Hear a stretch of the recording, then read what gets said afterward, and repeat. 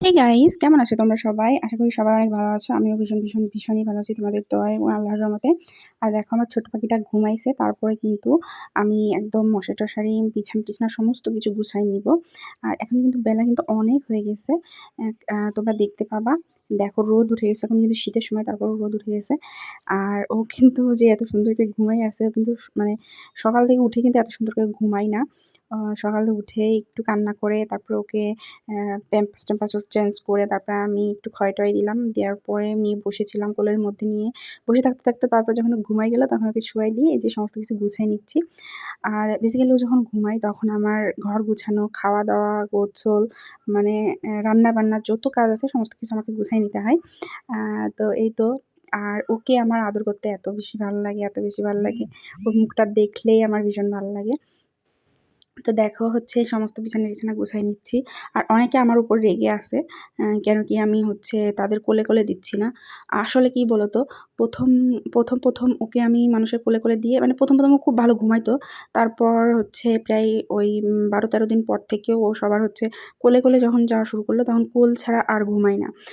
আমাকে ওকে নিয়ে ঘুমায় থাকতে হতো, শুয়ে থাকতে হতো। তারপরে ও ঘুমাইতো, তা না হলে ও একদমই ঘুমাইতো না। তো আমাকে ৩-৪ দিন ধরে অনেক কষ্ট করে এই অভ্যাসটা ছাড়াইতে হইছে। তো এই যে দেখো আমি খাওয়া-দাওয়া করতেছি আর ও ঘুমাচ্ছে। তো একটা কথা বলি যে এই কোলে থাকার অভ্যাসটা তো ভালো না। কারণ সবাই তো সবসময় রাখতে পারবে না। আমারই শেষে কষ্ট হয়ে যায়। তো তার জন্য হচ্ছে আমি এই অভ্যাসটা ওকে বাদ দিছি। তবে সবাই দেখতে পারো, সবাই ঘরে আসে দেখো। তাতে আমার কোনো আপত্তি নাই। কিন্তু কোলে রাখার অভ্যাসটা আমি আর করতে চাচ্ছি না, সরি। আমি আমার পছন্দের মানে খাবার তৈরি করলাম, বাট খেতে ইচ্ছা করতেছিল রামেন, বাট বাসায় রামেন নাই। তো এগ নুডলস দিয়েই হচ্ছে রামেন স্টাইলে বানাই নিলাম। তো যাই হোক, মানে নেই মামার থেকে কানা মামা ভালো। তো চলো এই মানে এগ নুডলসের রামেনটা খাই। এটা কিন্তু অনেক ইয়াম্মি হয়, ভীষণই মজা হয়। খুব সিম্পল, মানে একদমই কোনো মশলা-টশলা দেওয়া লাগে না।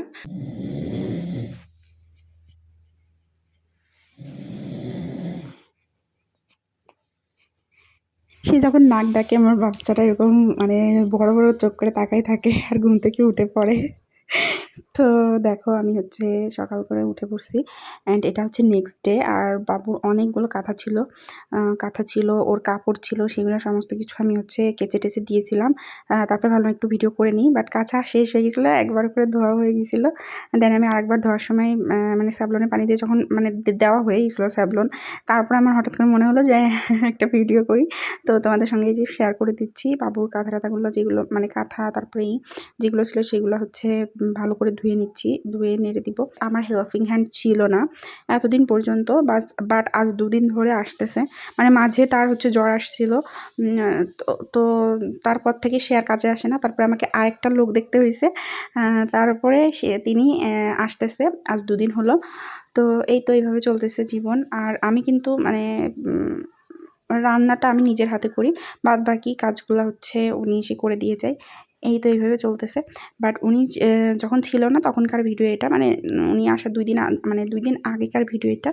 তো এই তো এইভাবে করে কাপড়-চোপড়গুলো সুন্দর করে ধুয়ে দিচ্ছি বাবুর সঙ্গে। গল্প করতে, ওকে খাওয়াইতে, ওকে টেক কেয়ার করতে আমার দিন চলে যাচ্ছে এভাবে খুব সুন্দর করে। আর ফার্স্টে না ১ম আমার একটা ডিপ্রেশন কাজ করতেছিল। মানে আমি নিজেই রেগে যাচ্ছিলাম, চিল্লাচ্ছিলাম, কান্না করতেছিলাম। বাট এখন আমি ওই ডিপ্রেশন থেকে উঠে আসছি। এখন সমস্ত মনে হচ্ছে যে মানে একটা অন্যরকম ভালো লাগা কাজ করতেছে সমস্ত কিছুর ভিতর। ও কান্না করলেও এখন আমার রাগ হচ্ছে না। তারপর ও জেদ করলেও আমার রাগ হচ্ছে না। মেইনলি এটা কেন হচ্ছিলো আমি বুঝতে পারতেছিলাম না। বাট এখন কিন্তু স্টিল নাও এখন কিন্তু আমার কোনো সমস্যা হচ্ছে না।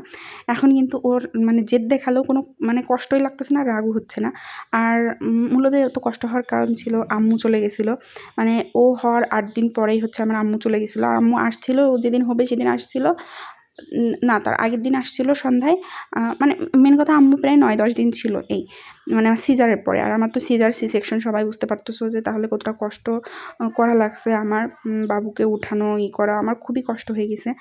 তো যদি তোমরা কোনো ভিডিও চাও যে আমার সি সেকশনটা কেমন ছিল, স্মুথ ছিল নাকি অনেক কষ্টের ছিল, তাহলে তোমাদের সঙ্গে আমি শেয়ার করতে পারি। এই ছিল আমার মূল ভিডিও। সবাই ভালো থেকো, সুস্থ থেকো, tata, take care, goodbye, love you all.